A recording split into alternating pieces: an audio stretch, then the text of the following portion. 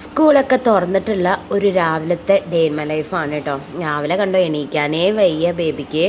7 മണിക്കായിട്ട് തന്നെയാണ് എണീക്കുന്നത്. അപ്പോഴേക്ക് അമ്മ അതാ അവളുടെ ലഞ്ചൊക്കെ റെഡിയാക്കി വെച്ചു കേട്ടോ. ഞാൻ വീഡിയോ എടുക്കണമെന്ന് പറഞ്ഞിട്ടുണ്ടായിരുന്നില്ലേ. അപ്പോഴേക്ക് അമ്മ ലഞ്ച് റെഡിയാക്കി. അതുപോലെ തന്നെ സ്നാക്സ് വേഫർ റോൾ എന്തോ വെച്ച് കൊടുത്തു കേട്ടോ.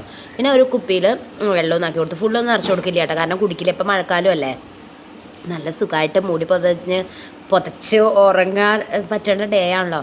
അപ്പോൾ രാവിലെ തന്നെ വാതിലൊക്കെ തുറന്നു കേട്ടോ. കാരണം എനിക്ക് എപ്പോഴും ഉണ്ട് രാവിലെ എണീറ്റ് കഴിഞ്ഞാൽ പുറത്തൊന്ന് പോയി നിൽക്കാമെന്ന്, വെറുതെ ചുമ്മാ ഒരു രസം.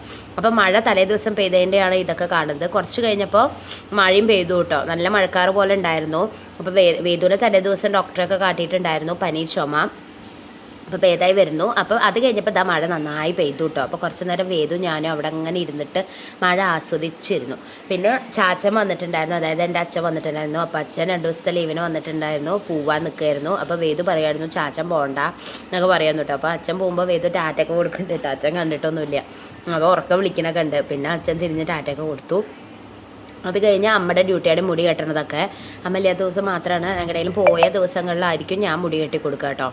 അപ്പോൾ അമ്മ മുടിയൊക്കെ കെട്ടി കൊടുത്തു. ഇതാണ് അവരുടെ സ്പോർട്സ് യൂണിഫോം. നളന്ത ഗ്രൂപ്പാണ് കേട്ടോ. അവൾ 1ാം ക്ലാസ് തൊട്ടിട്ട് ഈ നളന്തയിൽ തന്നെയാണ്. യൂണിഫോം മാറിയത് മാത്രം പ്രാവശ്യം യെല്ലോ ആക്കിയിട്ടുണ്ട്. ഇപ്പോൾ ഒരു 8:15 ഞാൻ പറഞ്ഞു അവളോട് ഇറങ്ങിക്കോളാം. പക്ഷേ ബസ് 8:30 കേട്ടോ വന്നത്. അത് അങ്ങനെയാണ്, ഞങ്ങൾ ഇറങ്ങിക്കഴിഞ്ഞാൽ കുറച്ച് 10-15 മിനിറ്റ് കഴിഞ്ഞിട്ട് ബസ് വരുള്ളൂ.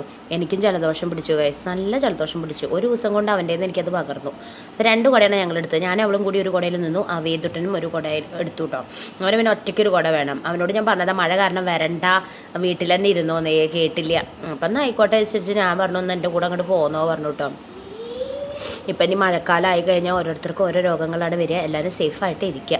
അപ്പോൾ നല്ല ക്ലൈമറ്റ്, പക്ഷേ മഴയുടെയാണ് കേട്ടോ രസം ഉറങ്ങാനൊക്കെ. നല്ല പുതച്ചു മൂടി കിടക്കാം. ചൂടുകാലം കഴിഞ്ഞ് പിന്നെ അങ്ങനെയാണല്ലോ, നല്ല സുഖമായി കിടക്കാൻ പറ്റിയൊരു ക്ലൈമറ്റാണ് ഈ മഴക്കാലം എന്ന് പറയുന്നത്. പിന്നെ ഇതാ അപ്പൂപ്പൻ വന്നിട്ട് വേദുവിനോട് കുറേ വിശേഷങ്ങളൊക്കെ ചോദിക്കായിരുന്നു കേട്ടോ.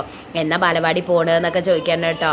അപ്പോൾ അവൻ പറയായിരുന്നു പനിയാണ് വേദുവിനെ, പനി കഴിഞ്ഞിട്ടേ ഇനി പോകാൻ പറ്റുള്ളൂ പറയട്ടെ. എന്തോ അടുത്ത ആഴ്ച ഇനി എന്തായാലും വിടണം, ഈ ആഴ്ച ഇനി ഇപ്പോൾ പോകണ്ടെന്ന് വിചാരിച്ചിട്ട് ഇരിക്കുകയാണ്.